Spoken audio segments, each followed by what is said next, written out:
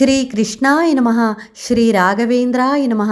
ನನ್ನ ಪ್ರೀತಿಯ ಗುರುರಾಯರ ಪಾದಾರವಿಂದಗಳಿಗೆ ನಮಿಸುತ್ತಾ, ನಮಸ್ತೆ ಸ್ನೇಹಿತರೆ, ನಿಮ್ಮೆಲ್ಲರಿಗೂ ಶ್ರೀ ಅಗಮ್ಯ ಚಾನಲ್ಗೆ ಪ್ರೀತಿಯ ಸ್ವಾಗತ.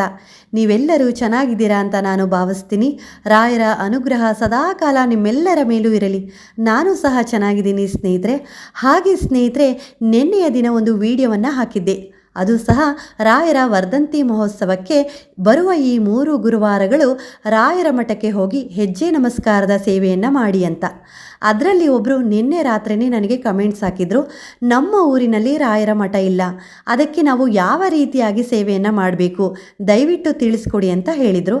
ನಾನು ಅವರಿಗೆ ಉತ್ತರವಾಗಿ ಈ ರೀತಿಯಾಗಿ ಹೇಳಿದ್ದೆ, ಅಂದರೆ ನಿಮ್ಮ ಊರಿನಲ್ಲಿ ರಾಯರ ಮಠ ಇಲ್ಲ ಅಂದರೆ ಅಕ್ಕಪಕ್ಕದ ಊರಿನಲ್ಲಿ, ಅಂದರೆ ನಿಮ್ಮ ಸಮೀಪವಿರುವ ಊರಿನಲ್ಲಿ ಯಾವಾಗಲಾದರೂ ಒಮ್ಮೆ ಆದರೂ ಆ ರಾಯರ ಮಠಕ್ಕೆ ಹೋಗಿ ಬಂದೇ ಇರ್ತೀರಲ್ವ, ಆ ರಾಯರ ಮಠಕ್ಕೆ ಹೋಗಿ ಈ ಒಂದು ಸೇವೆ ಮಾಡಿ ಅಂತ ಹೇಳಿದ್ದೆ. ಆದರೂ ಸಹ ಮತ್ತೆ ಅದೇ ರೀತಿಯಾದ ಪ್ರಶ್ನೆಗಳನ್ನು ಕಮೆಂಟ್ಸ್ ಮೂಲಕ ಕೇಳ್ತಾ ಇದ್ದಾರೆ. ಅದಕ್ಕಾಗಿ ಈ ಒಂದು ವಿಡಿಯೋವನ್ನು ಮಾಡ್ತಾ ಇದ್ದೀನಿ ಸ್ನೇಹಿತರೆ. ನಿಮ್ಮ ಊರಿನಲ್ಲಿ ರಾಯರ ಮಠ ಇಲ್ಲ ಅಂದರೆ, ಹಾಗೆ ಇನ್ನೂ ಕೆಲವೊಬ್ಬರಿಗೆ ಸ್ವಲ್ಪ ವಯಸ್ಸಾಗಿರುತ್ತೆ, ಅವರಿಗಾಗಿಯೂ ಸಹ, ಅದೇ ರೀತಿ ಆರೋಗ್ಯದ ಸಮಸ್ಯೆಯೂ ಇರುತ್ತೆ, ಅಂಥವ್ರಿಗಾಗಿಯೂ ಸಹ ಈ ಒಂದು ವಿಡಿಯೋ ಅನುಕೂಲವಾಗುತ್ತೆ ಸ್ನೇಹಿತರೆ. ನಿಮ್ಮ ಊರಿನಲ್ಲಿ ರಾಯರ ಮಠ ಇಲ್ಲ ಅಂದರೆ ನಿಮ್ಮ ಮನೆಯಲ್ಲಿಯೇ ಈ ಒಂದು ಸೇವೆಯನ್ನು ಮಾಡ್ಬೋದು. ನಿಮ್ಮ ಮನೆ ಚಿಕ್ಕದಿರಲಿ ಅಥವಾ ದೊಡ್ಡದಿರಲಿ, ರಾಯರಿಗೆ ಈ ಒಂದು ಸೇವೆಯನ್ನು ಮಾಡಲಿಕ್ಕೆ ಜಾಗದ ಅನುಕೂಲತೆಯನ್ನು ನೋಡ್ಕೊಳ್ಳಿ. ನಿಮ್ಮ ಮನೆಯಲ್ಲಿ ಎದುರುಗಡೆ ರೂಮಲ್ಲಿ ಏನಾದರೂ ಜಾಗ ಇತ್ತು ಅಂದರೆ, ಅಥವಾ ಮಧ್ಯದ ರೂಮಲ್ಲಿ ಹಾಲ್ನಲ್ಲಿ ಜಾಗ ಇತ್ತು ಅಂದರೆ, ಈ ಒಂದು ಸೇವೆಯನ್ನು ಮಾಡಲಿಕ್ಕೆ ಆ ಜಾಗವನ್ನು ಶುದ್ಧತೆ ಮಾಡ್ಕೊಳ್ಳಿ. ಅದಕ್ಕೂ ಮೊದಲು ನೀವು ಎಲ್ಲಿ ಪೂಜೆಯನ್ನು ಮಾಡ್ತೀರೋ ಅದರ ಆಯ್ಕೆ ಹಾಗೂ ಅನುಕೂಲತೆಯನ್ನು ಸರಿ ಮಾಡ್ಕೊಳ್ಳಿ. ನೀವು ಮಲಗುವ ಕೋಣೆಯನ್ನು ಬಿಟ್ಟು ನಿಮ್ಮ ಮನೆಯ ಮಧ್ಯದ ರೂಮ್ ಅಂದರೆ ಹಾಲ್ನಲ್ಲಿ ಈ ಒಂದು ಸೇವೆಯನ್ನು ಮಾಡ್ಬೋದು. ಅಂದರೆ ಸ್ನೇಹಿತರೆ, ರಾಯರ ಫೋಟೋವನ್ನು ಮಧ್ಯಭಾಗದಲ್ಲಿ ಇಟ್ಟು ನೀವು ರಾಯರಿಗೆ ಪ್ರದಕ್ಷಿಣೆ ಹಾಕುವ ಹಾಗೆ, ಹೆಜ್ಜೆ ನಮಸ್ಕಾರದ ಸೇವೆಯನ್ನು ಮಾಡುವ ಹಾಗೆ ವ್ಯವಸ್ಥೆಯನ್ನು ಮಾಡ್ಕೊಳ್ಳಿ. ಗುರುವಾರದಂದು ಬೆಳಗ್ಗಿನ ಜಾವ ಬೇಗ ಎದ್ದು ಮನೆಯನ್ನೆಲ್ಲ ಸ್ವಚ್ಛತೆ ಮಾಡ್ಕೊಳ್ಳಿ ಸ್ನೇಹಿತರೆ. ನೀವು ರಾಯರನ್ನು ಎಲ್ಲಿ ಇಟ್ಟು ಪೂಜೆ ಮಾಡ್ತೀರೋ ಆ ಸ್ಥಳವನ್ನು ಗೋಮೂತ್ರದಿಂದ ಇಲ್ಲವೆಂದರೆ ಅರಿಶಿಣದ ನೀರಿನಿಂದ ಶುದ್ಧ ಮಾಡ್ಕೊಳ್ಳಿ. ತದನಂತರ ಆ ಸ್ಥಳದಲ್ಲಿ ಒಂದು ರಂಗೋಲಿಯನ್ನು ಹಾಕಿ, ಅದರ ಮೇಲೆ ಮಣೆಯನ್ನು ಇಟ್ಟು, ಮಣೆಯ ಮೇಲೆ ಒಂದು ರಂಗೋಲಿಯನ್ನು ಹಾಕಿ, ಅದರ ಮೇಲೆ ಸ್ನೇಹಿತರೆ ನಿಮ್ಮ ಮನೆಯಲ್ಲಿ ನೀವು ಪೂಜೆ ಮಾಡುವ ತುಳಸಿ ಪಾಟ್ ಅಂದರೆ ತುಳಸಿ ಗಿಡ ಇರುತ್ತಲ್ವ, ತುಳಸಿ ವೃಂದಾವನವನ್ನು ಆ ಮಣೆಯ ಮೇಲೆ ಇಟ್ಟು, ತದನಂತರ ತುಳಸಿ ವೃಂದಾವನ ಇಲ್ಲ ಅಂದರೆ ಹೊಸದಾಗಿ ಬೇಕಾದರೂ ತರ್ಬೋದು ಸ್ನೇಹಿತರೆ, ಅನುಕೂಲವಿದ್ದರೆ. ಆ ರೀತಿಯಾದ ಒಂದು ತುಳಸಿ ಪಾಟನ್ನು ಆ ಮಣೆಯ ಮೇಲೆ ಇಟ್ಟು, ತದನಂತರ ನಿಮ್ಮ ಮನೆಯಲ್ಲಿ ಇರುವ ರಾಯರ ಫೋಟೋ ಅಥವಾ ವಿಗ್ರಹವನ್ನು ಅರಿಶಿಣದ ನೀರಿನಿಂದ ಹಾಗೂ ಶುದ್ಧವಾದ ನೀರಿನಿಂದ ಸ್ವಚ್ಛತೆ ಮಾಡ್ಕೊಳ್ಳಿ. ಹಾಗೆ ಸ್ನೇಹಿತರೆ, ಪ್ರತಿ ಗುರುವಾರ ನೀವು ಯಾವ ರೀತಿಯಾಗಿ ರಾಯರ ಪೂಜೆಯನ್ನು ಮಾಡ್ತೀರಲ್ವಾ, ಅದೇ ರೀತಿಯಾಗಿ ಸರಳವಾಗಿ ಪೂಜೆ ಮಾಡಿ. ತುಂಬನೇ ಹೂಗಳನ್ನು ಹಾಕಿ ಪೂಜೆ ಮಾಡಬೇಕು ಅಂತ ಏನೂ ಇಲ್ಲ ಸ್ನೇಹಿತರೆ. ನಿಮ್ಮ ಶಕ್ತಿಯಾನುಸಾರ ರಾಯರಲ್ಲಿ ಭಕ್ತಿ ಇಟ್ಟು, ನಂಬಿಕೆ ಇಟ್ಟು, ನಿಷ್ಠೆಯಿಂದ ಒಂದು ತುಳಸಿ ದಳವನ್ನು ರಾಯರ ಪಾದಗಳಿಗೆ ಇಟ್ಟು ನೀವು ಸೇವೆ ಮಾಡಿದರೂ ರಾಯರು ನಿಮ್ಮನ್ನು ಮೆಚ್ಚಿ ಅನುಗ್ರಹಿಸ್ತಾರೆ. ಹಾಗೆ ಸ್ನೇಹಿತರೆ, 2 ತುಪ್ಪದ ದೀಪಗಳನ್ನು ಬೆಳಗಿಸಿ, ಸಾಧ್ಯವಾಗಿಲ್ಲ ಅಂದರೆ 2 ಕೊಬ್ಬರಿ ಎಣ್ಣೆ ದೀಪಗಳನ್ನಾದರೂ ಬೆಳಗಿಸಿ.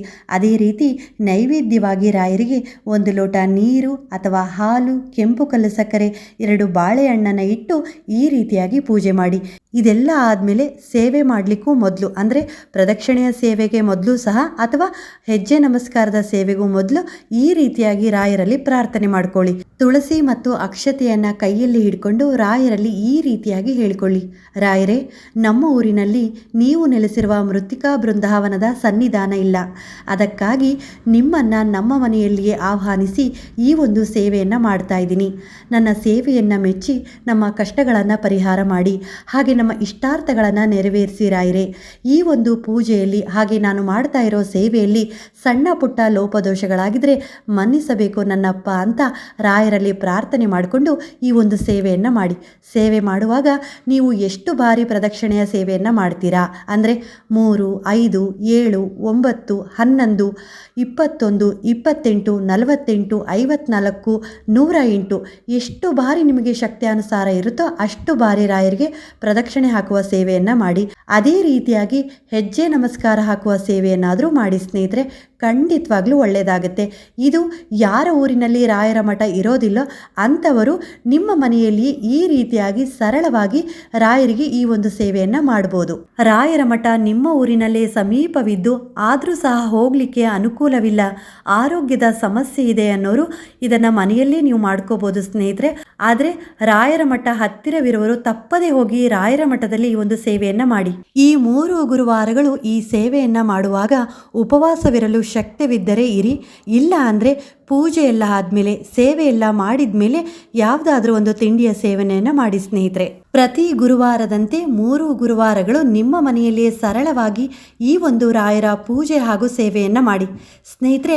ಪ್ರತಿ ಗುರುವಾರ ನೀವು ಯಾವ ಸ್ಥಳದಲ್ಲಿ ರಾಯರ ಫೋಟೋವನ್ನು ಇಟ್ಟು ಪೂಜೆ ಮಾಡ್ತೀರಲ್ವಾ, ಅದರ ಹಿಂದೆ ಕಡ್ಡಾಯವಾಗಿ ತುಳಸಿ ವೃಂದಾವನವನ್ನು ಇಡಬೇಕು ಸ್ನೇಹಿತರೆ. ಆವಾಗ ರಾಯರ ಬೃಂದಾವನವಾಗುತ್ತೆ. ಅದಕ್ಕೋಸ್ಕರ ಸ್ನೇಹಿತರೆ, ತುಳಸಿ ಪಾಟು ನೀವು ಹೇಗೋ ಮನೆಯಲ್ಲಿ ಇದ್ದೇ ಇರುತ್ತಲ್ವ, ಅದನ್ನೇ ನೀವು ಮನೆ ಒಳಗೆ ತಂದು ಗುರುವಾರದಂದು ತುಳಸಿ ಮಾತೆಗೂ ಪೂಜೆ ಮಾಡಿದ ಹಾಗೆ ಆಗುತ್ತೆ. ಅದೇ ರೀತಿ ರಾಯರಿಗೂ ಸಹ ಪೂಜೆ ಮಾಡಿದ ಹಾಗೆ ಆಗುತ್ತೆ. ಎಲ್ಲ ಸೇರಿ ರಾಯರ ಬೃಂದಾವನದ ಪೂಜೆ ಹಾಗೂ ಪ್ರದಕ್ಷಿಣೆಯ ಸೇವೆ ಆಗುತ್ತೆ ಸ್ನೇಹಿತರೆ. ಅದಕ್ಕೋಸ್ಕರ ಈ ರೀತಿಯಾಗಿ ಮಾಡಿ ಸ್ನೇಹಿತರೆ, ತುಂಬಾ ಒಳ್ಳೆಯದಾಗುತ್ತೆ. ಹಾಗೆ ಸ್ನೇಹಿತರೆ, ಈ ಒಂದು ಸೇವೆಯ ಬಗ್ಗೆ ಇನ್ನೂ ಏನಾದರೂ ಪ್ರಶ್ನೆಗಳನ್ನು ಕೇಳೋದಿದ್ರೆ ಕಮೆಂಟ್ ಬಾಕ್ಸಲ್ಲಿ ಕೇಳಿ ಉತ್ತರಿಸುತ್ತೀನಿ. ಯಾರೆಲ್ಲ ರಾಯರಲ್ಲಿ ನಂಬಿಕೆ ಇಟ್ಟು ಈ ಒಂದು ಸೇವೆಯನ್ನು ಮಾಡ್ತಾರೋ ಅವರ ಕಷ್ಟಗಳೆಲ್ಲ ಪರಿಹಾರವಾಗಲಿ. ಅದೇ ರೀತಿ ಅವರ ಇಷ್ಟಾರ್ಥಗಳು ಏನೇ ಇದ್ದರೂ ರಾಯರು ನೆರವೇರಿಸಿಕೊಡ್ಲಿ. ಎಲ್ಲರಿಗೂ ಶುಭವಾಗಲಿ. ಶ್ರೀ ಕೃಷ್ಣಾರ್ಪಣಮಸ್ತು.